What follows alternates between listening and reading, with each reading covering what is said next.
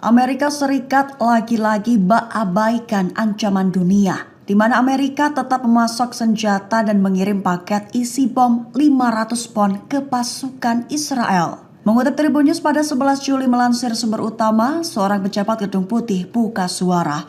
Ia menyatakan bahwa pihaknya tak merasa khawatir dengan penggunaan bom seberat 500 pon tersebut, maka pihaknya kembali melakukan pengiriman seperti biasa. Ia menekankan bahwa Amerika Serikat telah memberitahu Israel bahwa pihaknya tetap melepaskan bom seberat 500 pon, namun tetap menahan pengiriman bom yang jauh lebih besar 4 kali lipat, yaitu yang berukuran 2.000 pon kepada Israel.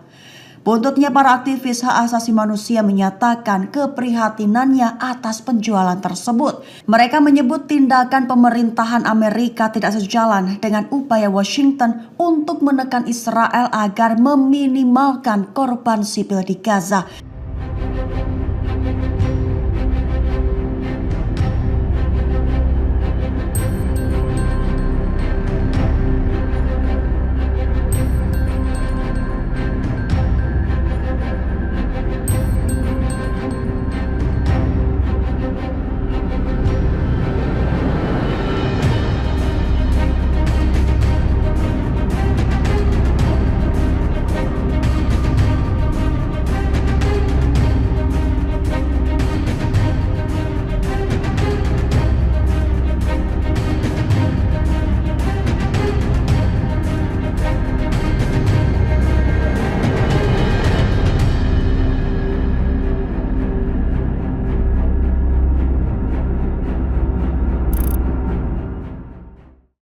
Download Tribun X sekarang, menghadirkan lokal menjadi Indonesia.